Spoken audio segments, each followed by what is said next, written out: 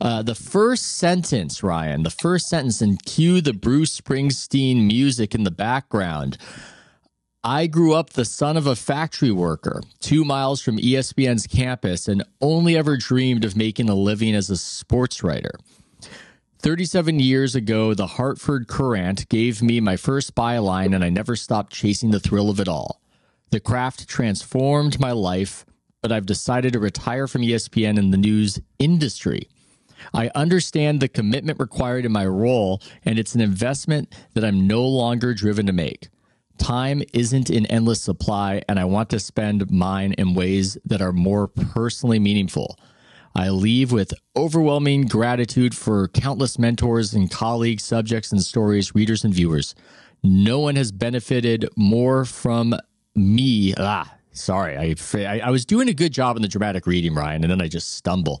No one has benefited more than me from the belief, trust, and generosity of others. The past 7 years at ESPN have been a particular privilege. I'm appreciative of the company's leadership, especially Jimmy Pitaro and Christina Douglas, for the understanding and acceptance of my decision to make a life change. After all these years reporting on everyone's teams, I'm headed back to my own. So I guess there's a St. Bonnie's little plot line that we can pick up right there. Okay. Immediate reaction and thoughts based on things I knew, things I know, breadcrumbs. Well, is this just somebody stepping aside because of the grind? I think that's partially the case. As we're discussing, this job is not fun, even if it's prominent, even if a fan might go, hey, I want to be Adam Schefter. He looks so happy on television. I heard he makes millions of dollars. When you actually read a Washington Post profile on Adam Schefter, you go, that's not worth it. However much he's making, 8, 9, 10, that's not worth it. There's a hyper vigilance that many of you listening have experienced in your own work lives, that to do this job, you just go up an order of magnitude, and you are responsible for failures that you might have failed at because you were sleeping and it was 2 a.m. And it's bad for one's health. It's bad for one's mental health. And you need to be a particular person to be driven enough to just persevere and push through all of it. Now, what's Woj's age right now? I probably should have looked that up right before we started this whole thing. It seems like an easily verifiable fact. I believe it's out there. 55. That's what Wikipedia tells me. So it would have been conceivable that he just had enough, but let's face it. Let's be honest. As generous as we want to be, there are other dynamics here.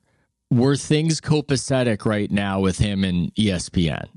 I mean, right now, and this is just something I heard, don't consider it a report, but it's just something I heard, he's not allowed on Pat McAfee's show, and that drives him crazy. Who is allowed on Pat McAfee's show?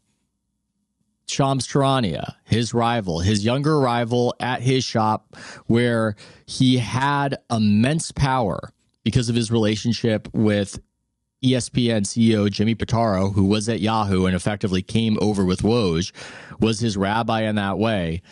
Pat McAfee is powerful enough, and the dynamics have changed enough where that's become the flagship interview show of that network, whatever we think of it. And it's not his territory. It's the territory of his rival. I mean, that's something that that's there. That's happening. That's not something that would have happened when he arrived. So I look at it as a combination of what he's talking about, in addition to some of these other dynamics where he just doesn't appear to have the juice that he had when he entered the situation. Or am I being rude to somebody who might have potentially gotten me fired in 2017? What say you, Ryan?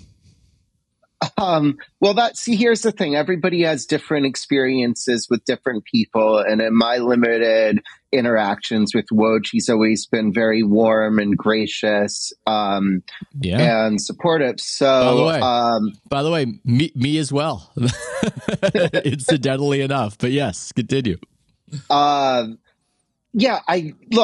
As a human, that had to bother him. Do I have firsthand information that drove him insane? No. But if you spend enough time observing somebody Of course, that's going to drive him up the wall. That McAfee is not only putting Shams on ESPN's airwaves, having contradictory information to what Wojnarowski has put out there. And they're taunting him on that show sometimes. There have been times it's not like McAfee would come out and say yeah, Woj is wrong and we don't like him. But if you were a careful observer, you saw Shams and McAfee doing what was a little bit of a bit of, poking Woj in the ribs. And that had to drive him crazy. Now, all these things, what was there a straw that broke the camel's back? Was there a particular moment? I mean, I don't know. I would say if that was here's why I don't think that was the primary driver in Woj walking away. Because if he was that bothered by it, wouldn't his best revenge just to do a mediocre job for ESPN for 2 years and $20 million? Just not stay up all night, not chase every coaching rumor, do the bare minimum and collect a check and then walk away? If he was that mad, wouldn't that be the proper spiteful move? Woj is highly competitive. Let's give a compliment to the man. I don't think he's driven by money. I don't think that's what drives him. I think winning is what drives him, perpetual winning. And I don't think that's in him to just do a mediocre news-breaking job for 2 years, have all of the internet laugh and mock him as Shams gets all the big stories. I don't think that's something that he can do. And credit to him that he wouldn't do it. Even if I've got my own questions about the newsbreaker game, you can't question that guy's work ethic. The guy works like a demon.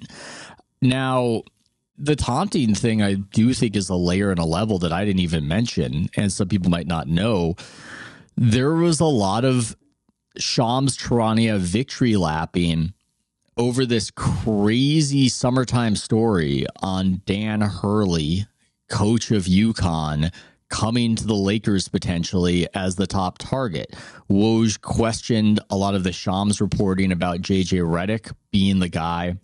Dan Hurley, very close to Woj, and it became this entire June of Woj led story that was very strange, a bit of a goat rodeo. It looked like there were a lot of agendas afoot, and it wasn't just about whatever was going on. And if you're looking for a straw that broke the camel's back, I have to wonder, do we arrive at this point if not for that crazy story that ultimately ended in Shams victory lapping and poking Woj on ESPN's airwaves, being egged on by Pat McAfee, whose star just gets continually elevated over there? I